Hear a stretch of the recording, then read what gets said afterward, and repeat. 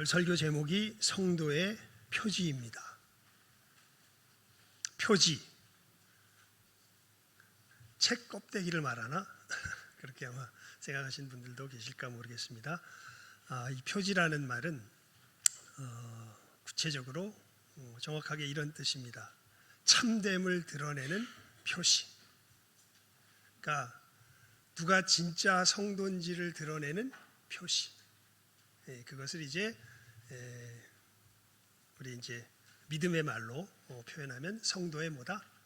표지다.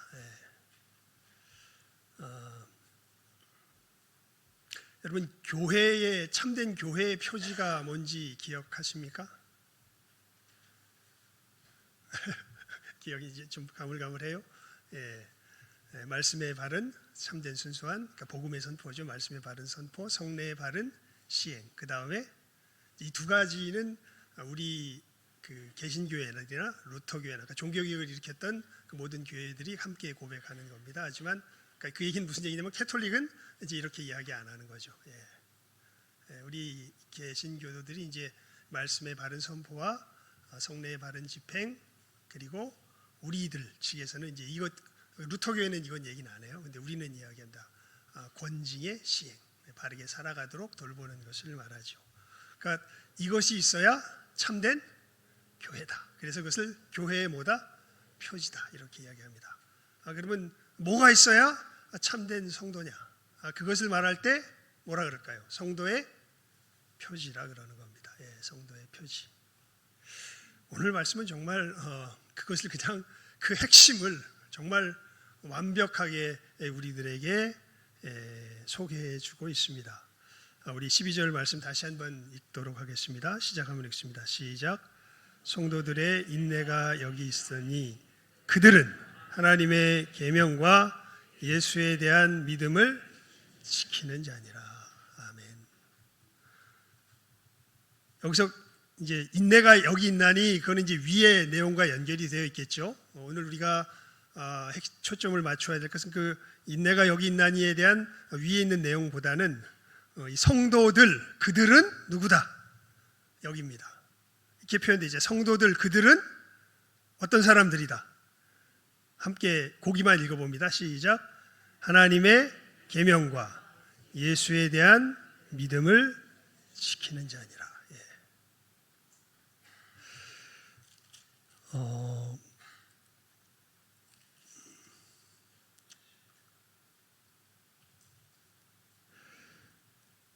요한계시록을 폈으니까요. 우리 12장, 14장 반대 12장을 한번 펴보십시오. 12장 11절입니다.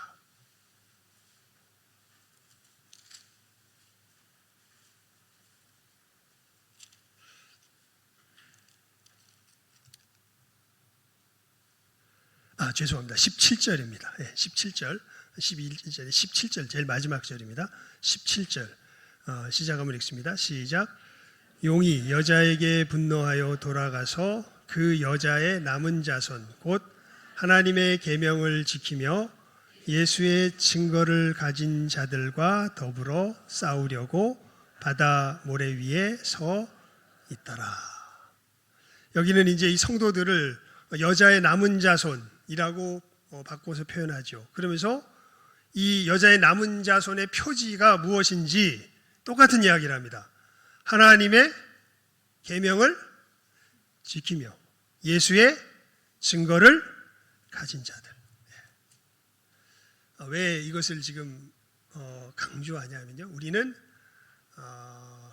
어떻게 보면 이 칼빈주의 신앙의 계승자들답게 어떤 부분은 확실하게 아는데 예수에 대한 믿음에 대한 부분은 확실히 아는데 이 하나님의 계명을 지킴에 대한 부분은 우리가 현실적으로 조금 떨어지는 부분들이 있습니다. 그런데 요한계시록에서 분명하게 우리들에게 교훈하여 주고 있죠. 지금 성도의 표지, 누가 성도냐? 누가 참된 성도냐? 그러면 이 두 가지가 확실하게 나타나는 사람들이라는 거예요. 그게 뭐냐면 예수에 대한 이제 그 표현으로 보면 14장 오늘 본문 말씀이 훨씬 더 간결하고 명확합니다. 하나님의 계명과 예수에 대한 무엇을? 믿음을 뭐하는 자들? 지키는 자들. 외워두면 좋을 것 같습니다. 한번 외워봅시다. 시작. 하나님의 계명과 예수에 대한 믿음을 지키는 자들. 다시요. 시작. 하나님의 계명과 예수에 대한 믿음을 지키는 자들. 이들이 누구다? 성도다. 성도다. 여러분, 그래서 우리 지난 주일에 이 연관성에 대해서 사실은 우리가 말씀 속에서 살폈죠. 우리가 예수 그리스도와 합하여 세례를 받으면 우리로 예수님 안에서 한마디로 말하면 무엇을 누리게 하려 합니다? 새 생명을 누리게 하려 합니다. 기억 안 나세요?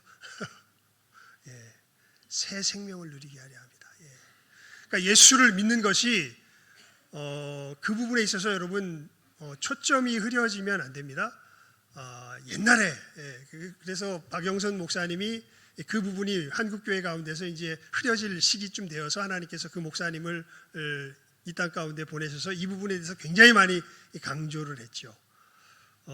많은 사람들이 예수를 믿고 그저 무엇만 바라보고 살아가면 얼른 죽어서 어디 가기를, 천국 가기를 바라보면서 살아갔는데 사실은 예수를 믿고 죽으면 우리 천국 가죠. 그런데 진정한 핵심은 그냥 얼른 죽어서 천국 가는 게 핵심이 아닙니다. 우리가 로마서 6장 4절에서 보았던 것처럼 무엇을 누리게 함이 핵심이에요? 새 생명을 누리게 함이 핵심입니다. 새 생명. 새 생명.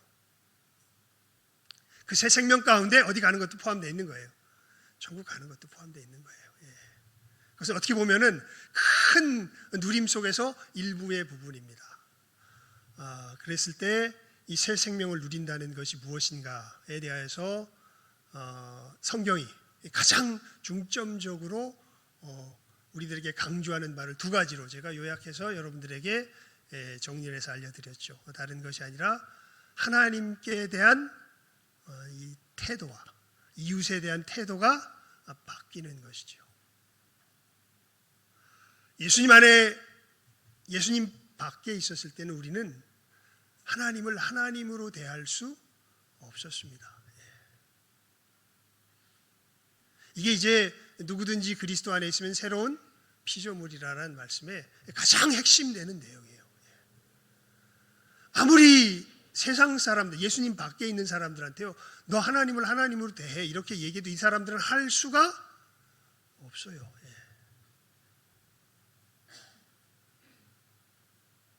우리도 마찬가지였습니다. 그러니까 우리에게 은혜가 있었다는 것은요, 뭘 먼저 깨달은 거냐면, 그러니까 그 은혜의 역사가 시작되잖아요. 그러면 하나님을 하나님으로 대해야겠다는 이 마음이 막 우리들 속에서 넘쳐나기 시작합니다. 그러면서 깨달아 알게 되는 것이 있어요. 내 속에는 하나님을 하나님으로 대할 수 있는 그 힘이 없다라는 겁니다. 실제로 그렇습니다.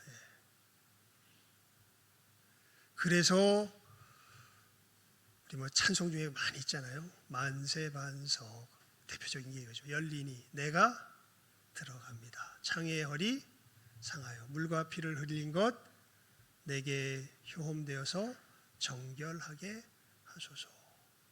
그러니까 그 진정한 참된 욕구를 우리가 갖게 되면요, 하나님을 하나님으로 대해야겠다라고 하는 참된 욕구를 갖게 되면은 우리 양심이 살아나기 시작합니다. 그러면서 이건 이제 번연이 쓴 철로 역정에 나오는 이 소망이 하는 고백 중에 나오는 내용인데요. 내가 하나님을 향하여 하고자 하는 최선의 행위 속에서도 무엇이 섞여 있음을 보게 될까요? 죄가 섞여 있음을 보게 됩니다. 이거는 그냥 여러분들을 막다른 코너로 몰고 가기 위해서 막 갔다가 뭐라 그렇게 압박을 가하는 게 아니라 진짜로 하나님을 정말 하나님으로서 섬기길 원하는 그 진정한 소원 가운데 그 길을 걸어가면 우리는 알게 돼요. 나는 하나님을 하나님으로 섬길 수 없는 존재구나. 그렇게 완전히 내 심령은 박살이 난 상태구나. 여러분, 이 심령의 상태를 예수님이 뭐라 그러신 줄 아세요? 심령이 가난한 자는 복이 있나니 천국이 저희 것이며, 애통하는 자는 복이 있나니 저희가 위로를 받을 것이며. 세 번째는 살짝 건너뛰시다. 의에 줄이고 목마른 자는 복이 있나니 저희가 배부를 것이며. 그러니까 예수 그리스도의 구원의 역사가 일어나는 곳은 바로 거기입니다. 나는 하나님을 하나님으로 대할 수 없구나. 하나님을 하나님으로 대한다는 것의 가장 선명한 모습을 아브라함이 보여줬다 그랬죠. 어디에서요? 이삭을 바치는 그 장면에서요. 바랄 수 없는 중에 바라고 믿는 그 찬란한 모습을, 이게 우리 눈엔 찬란한데요, 세상 사람들의 눈에는요, 저런 광신이 없는 모습입니다. 제가 그래서 그랬잖아요. 여러분, 제가 제 아들을 제물로 바치려고 그러면 여러분 어떻게 하셔야 됩니까? 실제로 어떻게 하셔야 돼요? 경찰에 신고하셔야 됩니다. 경찰에 신고하셔야 돼요. 근데 그것을 무릅쓰고 누구로 대하는 거예요? 하나님을 하나님으로 대할 줄 아는 거예요. 그 변화의 역사는 우리가 어떻게 할 수 있는 성격의 것이 아닙니다. 누가 우리를 바꿔주셔야 돼요? 예수께서 바꿔주셔야 돼요. 이것이 바뀐 사람들에게 나타나는 두 번째 중요한 특징이 있는데, 그것이 이 누구를 향한 태도냐면 바로 이웃을 향한 태도입니다. 그리고 세상에 담겨져 있는 어떤 의도를 향한 태도입니다. 이 부분은 우리 오후 예배 시간에 또 잠시 나누겠지만, 여러분, 세상이 여러분을 환대합니까? 적대합니까? 여러분의 삶 속에서 진실하게 말해 보십시오. 세상이 여러분을 환대합니까? 적대합니까? 내 이웃들이 나를 환대합니까? 적대합니까? 여러분은 내 이웃이 나를 환대한다고 생각하나요? 적대한다고 실제로 막 그냥 이 가슴 깊은 곳에서 뼈저리게 느껴지나요? 적대하죠. 세상은 뭐로 가득 차 있어요? 적대감으로 가득 차 있습니다. 어떤 사람은요, 그래서 이것을, 어떤 사람이 아니라 많은 사람이 이 적대감을 자기 삶의 원동력으로 삼고 살아가는 사람들이 많아요. 그러니까 누군가가 적대하지 않으면 살 맛이 안 나. 그래서 그것을 뭐하는 힘으로, 극복하는 힘으로, 내가 그래서 그 적대감을 뛰어넘어 가지고 내가 오히려 잡아먹는 어떤 그러한 것이 자기 삶을 사는 원동력이 되어서 살아갑니다. 이게 정말 철저하게 어디에 사로잡힌 삶일까요? 어두움에 사로잡힌 삶입니다. 그래서 우리 에베소서 4장 마지막 구절이었죠. 31절 32절이었나요? 거기 보면 사도 바울이 이 두 부분을 명확하게 구분해서 우리들에게 분별하여 주죠. 거기는 그냥 죄송합니다. 제가 나이가 되니까요, 외워도 또 잊어버려요. 제가 그냥 읽어드릴게요. 너희는 모든 악독과 노함과 분냄과 떠드는 것과 비방하는 것을 모든 악의와 함께 버리고 서로 친절하게 하며 불쌍히 여기며 서로 용서하기를 하나님이 그리스도 안에서 너희를 용서하심과 같이 하라. 그러니까 이제는 자기에게 죄를 범하는 사람들에게도요, 무엇을 품지 않게 될까요? 적대감을 품지 않게 됩니다. 불쌍히 여기며 친절하게 하며 서로 뭐하기를? 용서하기를. 하나님이 그리스도 안에서 나를 용서하신 것과 같이 할 수 있는 힘이 누구를 영접한 사람들에게, 예수를 영접한 사람들에게 생겨나게 되죠. 그게 사실은 예수 믿는 것을 통하여서 우리들에게 얻게 된 생명의, 새 생명의 가장 본질적인 모습입니다. 그것이라는 것을 성경을 우리가 특별히 신약을 어디를 펴서 읽어봐도 우리가 이 맥락을 제대로 이해하면서 읽어보면 늘 그것을 이야기하고 있는 것을 우리가 바라볼 수 있습니다. 그래서 이제는 예수 안에 있는 사람은 이것이 자기의 삶으로 된 사람들이죠. 예전에 살던 하나님을 신뢰할 수가 없어서 결국 최종적인 선악의 판단은 그 주권은 누가 가지고 있어야? 내가 가지고 있어야 살 수밖에 없었던 이 사람들이 아예 그 주권을 누구에게 완전히 넘겨버리게 된 거예요? 하나님께 완전히 넘겨버리게 된 거예요. 불안해서 어떻게 살아? 이 사람은 아직 세상 사람입니다. 불안한 감이 없진 않아요. 하지만 그것을 넘어서서 누구에게 넘겨야 된다는 것을, 하나님께 넘겨야 된다는 것을 거듭난 사람들은 알아요. 그리고 그것이 기쁨이에요. 그것을 자원하면서 걸어갑니다. 그래서 누구처럼, 가장 드라마틱한 모습으로 누구처럼 걸어갈 수 있는 거예요? 아브라함처럼, 자기의 아들을 바칠 수 있는 거, 아브라함처럼 걸어갈 수 있는 거예요. 근데 그 최고의 모습이 우리 눈에는 뭘로 보여요? 미친 것으로 보이죠. 그래서 사도 바울이 그런 얘기합니다. 우리가 미쳐도 하나님을 위하여 미친 것이요, 정신이 온전하면 너희를 위하여 온전한 것이라, 이렇게 이야기하는 것이죠. 여러분, 이 하나님을 하나님으로 정말 섬길 줄 알며 내 이웃을 하나님이 나를 사랑하신 것 같이 사랑할 줄 알게 되는 그 새 생명, 그 새 생명의 구체적인 모습이 바로 10계명입니다. 그래서 성경은 성도의 표지를 말할 때, 성도가 누가 진짜 성도냐라는 것을 이야기할 때 늘 이 두 가지를 함께 말하는 거예요. 자, 외운 거 기억하고 계시는, 저도 잘 못 외우지만 외운 거 중요하니까 외운 거 기억하고 계시나? 시작. 하나님의 계명과 예수에 대한 믿음을 지키는 자. 무엇만이 아니에요? 예수님에 대한 믿음. 이게 진짜 믿음이라는 것이 어디에서 우리가 확인을 할 수 있냐 하면, 내가 진짜 이 하나님의 계명을 지키는가 지키지 않는가에서 우리가 내 믿음이 진짜 믿음인가 아닌가를 뭐 할 수 있어요? 확인할 수 있습니다. 그래서 여러분, 이 계명과 믿음과의 관계를 우리가 분명하게 깨달아 알 필요가 있습니다. 왜냐하면 진짜를 구별할 수 있어야 되거든요. 이 진짜를 구별하는 게 굉장히 중요합니다. 아니면 진정한 구원을 못 받아요. 그러니까 저는 저의 어떤 하나님께서 주신 저의 어떤 사역의 특별한 구체적인 소명 가운데 하나가 뭐냐면, 자기가 예수님 믿고 있다고 생각하지만 안 믿는 사람들, 실제로 그런 사람들 많거든요. 왜냐하면 그 중간에 서서 정말 평생을 고민했던 사람이 저였기 때문에, 제 개인의 인생이, 하나님께서 아마 그 부분을 늘 고민하게 하셨고, 그래서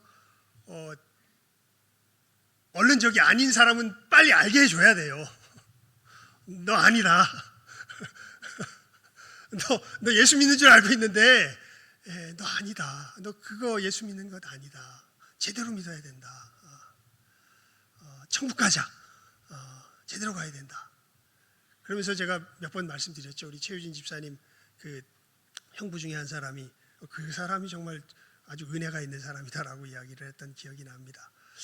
그 구역장이었는데 그렇게 이야기하더랍니다. 구역 모임을 하는데 어느 날 어떤 성경 본문을 읽으면서 거기 보니까 예수 믿는 사람이 어떤 사람인지 그냥 문자 그대로 이렇게 나와 있는 것 같아요.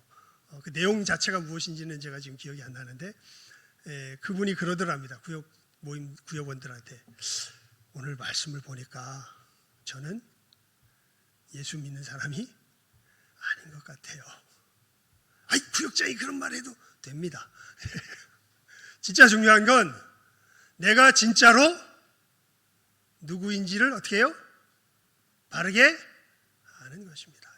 내가 누구인지를 바르게 아는 것. 그래서 오늘 우리 뭐라고 인사했습니까? 자신을 바로 합시다. 저주하기 위한 게 아닙니다. 정죄하기 위한 게 아닙니다. 진짜로 어디 가기 위한 거예요?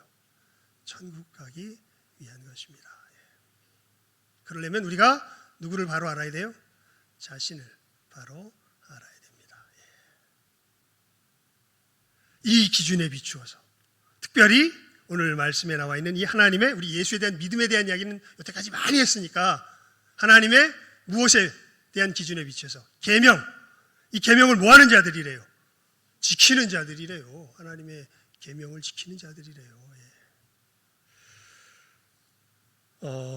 여러분, 예수를 믿는 믿음 안에서 우리가 어떻게 하나님의 계명을 지키게 될까요? 이제 사실은 이 구체적인 내용 자체는요, 금요 기도의 시간에 우리가 요즘 계속해서 이제 하나하나 살펴가고 있습니다. 왜냐하면 금요 기도의 시간에 살피는 게 산상수훈이거든요. 사실 이 10계명의 진정한 의미를 가장 확실하게 분명하게 밝혀주신 곳이, 예수님께서 밝혀주신 것이 어디냐면 바로 이 산상수훈입니다. 하지만 형태가 되는 그 내용, 어떻게 보면은 고전이라 그래야 될까요? 산상수훈은 확실하게 현대적으로 풀어 헤쳐진 것이라면 그 의미를 담고 있었던 고전적인 모습은 어디에 나타나냐면 그게 10계명에 나타납니다. 그래서 물론 뭐 둘 다 같은 내용을 이야기할 거지만 그런 차이점은 좀 있습니다. 그런 의미에서 우리가 이제 앞으로 우리 예배 시간을 통하여서는 10계명의 어떤 이런 흐름에 의거해서 우리가 하나님의 계명을 지키는 우리의 정체성이 되는 크리스찬다운 삶이 무엇인지를 우리가 하나하나 살펴보려고 하는 것이죠. 그 이전에 좀 서론적인 부분으로 이 계명이 도대체 그러면 우리들 가운데서 예수 그리스도 안에서 어떻게 지켜지는가 하는 것을 우리가 좀 분명하게 이해할 필요가 있습니다. 왜냐하면 우리 늘 기도할 때 우리 계명 지킨다고 기도해요? 못 지킨다고 기도해요? 오늘도 그렇게 기도하신 것 같은데 지킨다고 기도해요? 못 지킨다고 기도해요? 못 지킨다고 기도하는데 그러면 큰일 났네? 왜 큰일 났어요? 오늘 우리 다시 읽어봅니다. 시작. 그들은 시작. 하나님의 계명과 예수에 대한 믿음을 지키는 자니라. 예수님에 대한 믿음을 우리가 잠깐 이제 이게 좀 우리 오늘은 잠깐 이렇게 생략하고요. 하나님의 계명을 뭐 하는 자들이래? 지키는 자들이는데 우리 못 지키면 성도예요, 아니에요? 성도 아니잖아요. 왜냐하면 그들은 하나님의 계명과 예수에 대한 믿음을 뭐 하는 자들인데? 지키는 자들인데. 아예 그냥 선언을 하셨는데 우린 못 지킵니다. 그러면 아니라는 거잖아요. 이 계명을 지킨다는 게 뭘까요? 그 실질적인 의미를 성경이 우리들에게 교훈하는 바를 우리가 바르게 알 필요가 있습니다.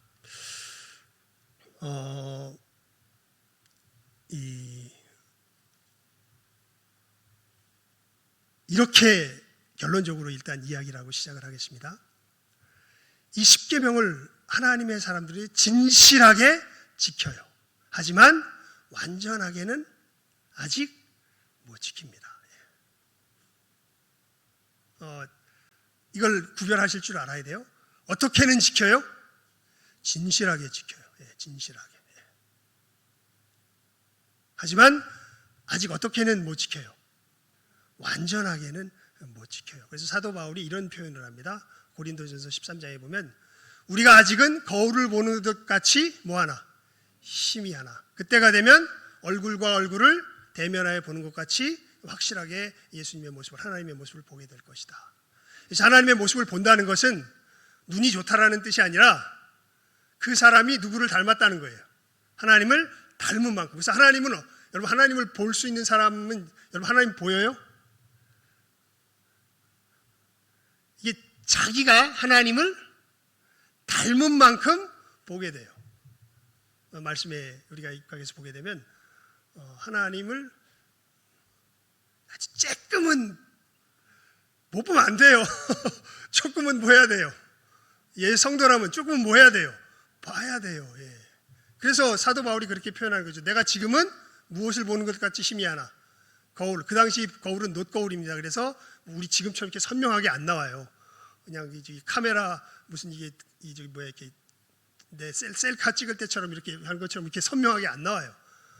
그때는 희밋하게 그냥 흐릿하게 얼굴 윤곽만 나올 정도의 그 모습밖에 안 나옵니다. 그래서 그렇게 표현을 하는 것이죠. 여러분, 이 하나님의 백성들은요, 계명을 어떻게는 지키는데, 진실하게는 지키는데 어떻게는 못 지켜요? 아직 완전하게는 못 지켜요. 그래서 이 계명에 대한 태도가 달라요. 그래서 이걸 보면 표현이 어떻게 됐든 이걸 보면 저 사람이 하나님의 사람이구나라는 것을 그 점에 있어서는 우리가 확인할 수 있어요. 뭐냐면 이 세상 무엇보다 이 하나님의 계명을 살기를 원해요. 예수님께서 이 부분을 어떻게 표현했냐면 천국은 마치 밭에 감추인 보화를 발견한 사람과 같다. 그래서 이 사람은 이 밭에 감추인 보화를 사기 위해서 자기의 뭘 다 팔아요. 모든 재산을 다 팔아요. 그러니까 이 세상에서 제일 중요한 게 뭐예요? 저 밭에 감추인 보화예요. 무엇이 하나님의 백성들, 성도들은 보화가 된 사람들일까요? 이 하나님의 계명을 뭐하는 것이? 지키는 것이 보화가 된 사람들입니다. 그래서 이것을 가장 기뻐하고 이것이 안 되면 다른 모든 것은 2차적인 문제예요. 버려야 할 것이 돼요. 최춘선 할아버지 이야기를 제가 종종 드렸죠. 아마 가장 아브라함의 예처럼 가장 극명한 예가 될 것 같아요. 그분이 일제 시대 때 동경대학에서 이제 유학을 하셨던 분인데 집안이 어마어마한 부자셨다 그럽니다.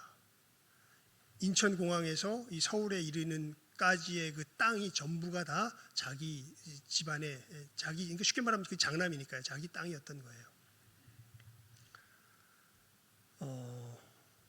전쟁이 나서 수많은 피난민들이 피난해가지고 이제 살 곳이 없으니까 그 땅에다가 이렇게 천막을 치고 살면서 좀 우리가 지금 살 곳이 없습니다. 땅을 좀 허락해 주시면 우리가 여기 살겠습니다. 해서 허락을 해가지고 살게 된 마을, 동네가 뭐 몇 개가 섰다 그래요. 그렇게 허락을 받아서 그런데 이제 이분이 아마 그 이제 사역 속에서 뭐 이런 법적인 관계를 제대로 안 해놓으셨는지 어떤 나쁜 사람들이 와가지고 그것을 자기 땅으로 다 등기를 해버린 거예요.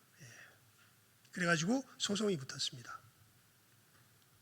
그래서 이제 모든 이분에게 도움을 받아서 그 동네를 이뤘던 그 모든 사람들이 다 뭐가 돼가지고 증인이 돼가지고 이제 법정에서 이제 법원 판결하면 누가 이길까요? 이 사람이 이겨요. 그런데 이분이 갑자기 그 말씀이 생각이 났나 봐요. 갑자기가 아니라 그 말씀이 계속 마음을 두들겼나 봐요. 겉옷을 가지고자 하는 자에게 속옷까지 금하지 말며.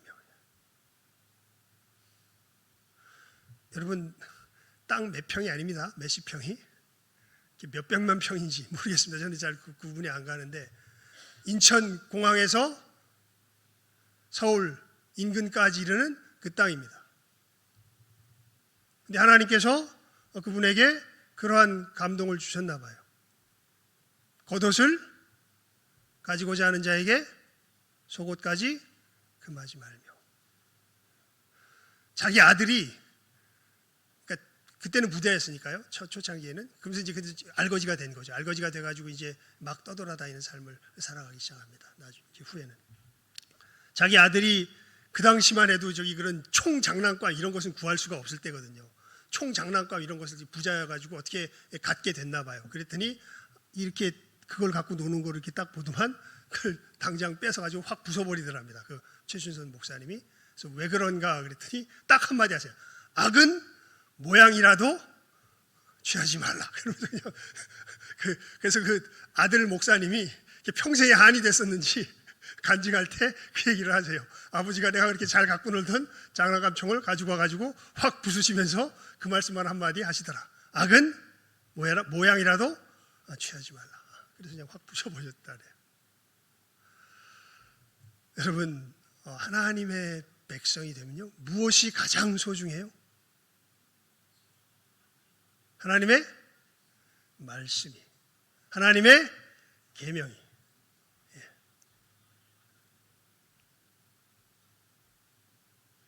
가장 소중하죠. 하지만 그와 더불어서 내가 그것을 지키지 못하는 영역이 있는 것으로 늘 뭐해요? 가슴 아파해요. 이 마음, 이 두 마음이 있는 사람은, 계명에 대한 이 두 마음이 있는 사람은 뭘 지키는 사람이 될까요? 계명을 지키는 사람이 돼요. 왜냐하면 그래서 이 하나님의 계명을 지키면요, 사실 무엇과 떼어내야 뗄 수가 없냐면 예수 그리스도에 대한 믿음과 떼어내야 뗄 수가 없습니다. 아까 그랬죠. 하나님의 계명을 완전하게는 못 지켜도 어떻게는 지킨다고요? 진실하게는 지킨다고요. 어떻게 진실하게 지키게 될까요? 이제 이 문제를 가지고 이 예배의 자리에 나오며 주님의 은혜의 보좌 앞에 나옵니다. 나와서 주님의 이름으로 간구합니다.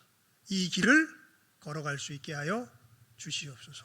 내가 갈 수 있는 길이 아닙니다. 하지만 예수님께서 이 길을 우리들에게 무엇으로 주시마? 선물로 주시마. 뭐 하셨습니다? 약속하셨습니다. 저는 누구를 믿지 않고, 나를 믿지 않고, 저는 누구를 믿습니다? 예수님을 믿습니다. 예수님, 나에게 은혜를 더하여 주시옵소서. 예수님 가만 계실까요? 사도 바울의 이 고백이요, 그냥 하는 고백이 아닙니다. 내가 그리스도와 함께 십자가에 못 박힌, 진짜 예수 안에 사는 사람들, 예수께서 그 중심이 된 사람들은 이 역사가 예수님의 손길로 말미암아 어디에 일어나게 될까요? 그 사람의 마음속에 일어나게 됩니다.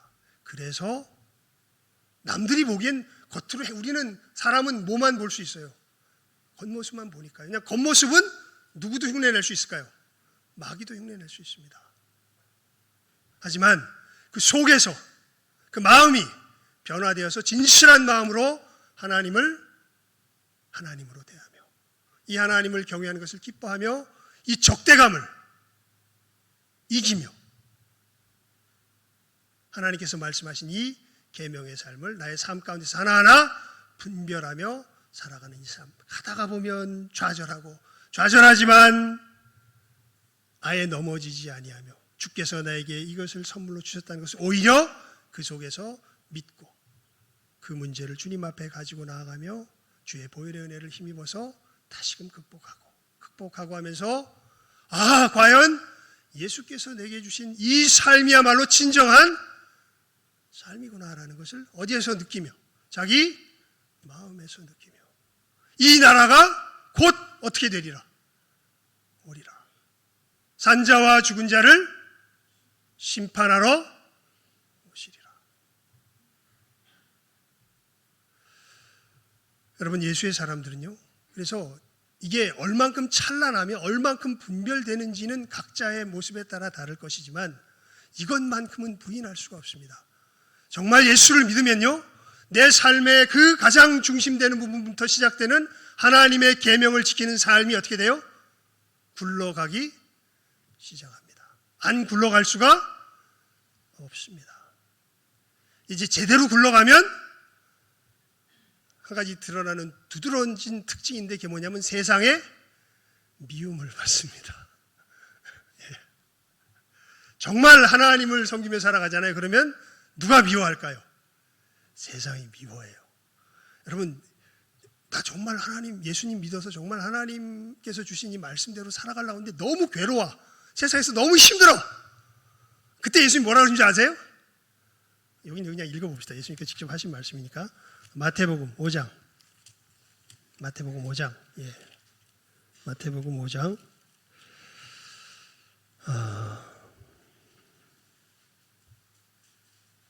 11절에서 12절까지 우리 함께 읽어봅니다. 함께 읽습니다. 11절에서 12절까지. 시작하면 읽습니다. 시작. 나로 말미암아 너희를 욕하고 박해하고 거짓으로 너희를 거슬러 모든 악한 말을 할 때에는 너희에게 복이 있나니 기뻐하고 즐거워하라. 하늘에서 너희의 상이 큼이라. 너희 전에 있던 선지자들도 이같이 박해하였느니라. 아멘. 야, 이거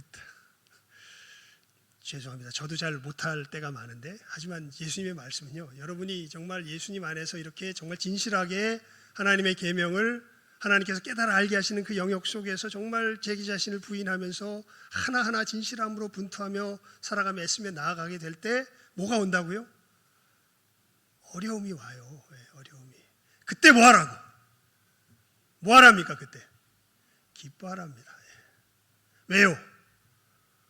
그때가 되면 천국이 누구에게만 임하는 것이 아니라 나에게만 임하는 것이 아니라 누구에게도 지금 가서 닿은 거예요. 그 박해하는 사람에게도 가서 뭐 한 거예요? 닿은 거예요. 팔복의 첫 번째 천국은 누구에게만 임하는 모습이라면, 나에게만 임하는 모습이라면, 팔복의 이 마지막째 이 천국의 복의 모습이거든요. 이것은 나에게만 임하는 것이 아니라 누구에게까지 미치는 복이에요? 나를 박해하는 그 사람에게까지 미치는 복이 돼요. 그래서 여러분, 이 분명한 양상을, 믿음의 모습을 여러분 확실히 아시고 믿음의 길을 걸어가시길 바랍니다. 그래서 마지막 묻습니다. 여러분, 이 계명의 삶이 내 안에서 풍성하여지기를 바라는 것이 여러분의 가장 최고의 소원이 되십니까?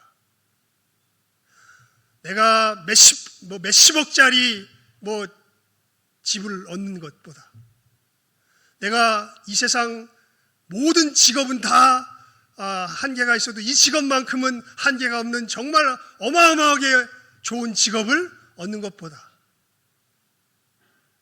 다른 무엇보다 하나님의 이 계명의 삶이 내 삶 가운데 더욱 풍성하여지는 것이 여러분의 진정한 소원이십니까? 그것을 위해서 고민하며 그것을 위하여 주님께 나오며 그 길을 걸어가고 계십니까? 그러면 여러분은 뭐예요? 성도예요. 아니면 감사하십시오. 우리 뭐라고 인사했어요? 자신을 바로 합시다. 거기서 출발하시면 됩니다. 진정한 생명의 길을 제대로 걸어가실 줄 아는 이 시간 함께하는 우리 모든 귀한 영혼들 다 될 수 있기를 주님의 이름으로 축원을 드립니다. 기도하겠습니다. 하나님 아버지, 감사합니다. 예수를 믿는 믿음뿐만 아니라 하나님의 계명을 지키는 것이야말로 진정한 성도의 표지인 것을 저희들 오늘 말씀을 통하여서 분명하게 교훈을 받았습니다. 하나님, 정말 하나님의 백성들 진실하게 지키며 나아갑니다. 애통하며 지키며 나아갑니다. 감사하며 찬송하며 지키며 나아갑니다. 무엇보다 이 계명을 나의 가장 소중한 참으로 삶의 참으로 최고의 보물로 삼고 살아갑니다. 하나님, 참으로 이 시간 함께 머리 숙인 모든 귀한 영혼들, 이 진정한 하나님의 백성의 참된 영생의 삶에 모두가 다 풍성하게 참여하는 귀한 은혜가 있기를 간절히 바라옵고 소원하옵고 축복하오며 모든 것 예수님의 이름으로 기도드리옵나이다. 아멘.